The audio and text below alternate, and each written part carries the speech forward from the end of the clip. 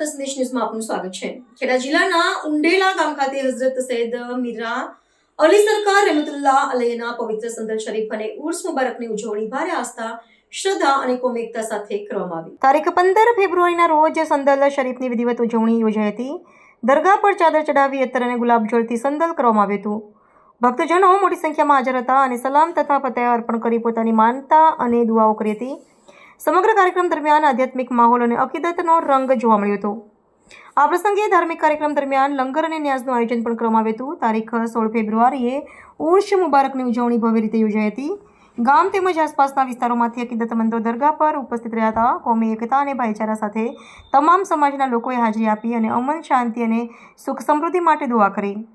સમગ્ર આયોજન ગામના ટ્રસ્ટીઓ અને યુવાનોના સહકારથી સફળતાપૂર્વક પૂર્ણ થયું। આયોજન સમિતિએ તમામ હાજર રહેલ મહેમાનો, ભક્તજનો અને સેવકોનો દિલથી આભાર વ્યક્ત કર્યો હતો અને આગલા વર્ષોમાં પણ આવી જ એકતા અને શાંતિ સાથે કાર્યક્રમ યોજવાની આશા વ્યક્ત કરી હતી। રિપોર્ટર સાજિદ હુસેન મલેક, નડિયાદ।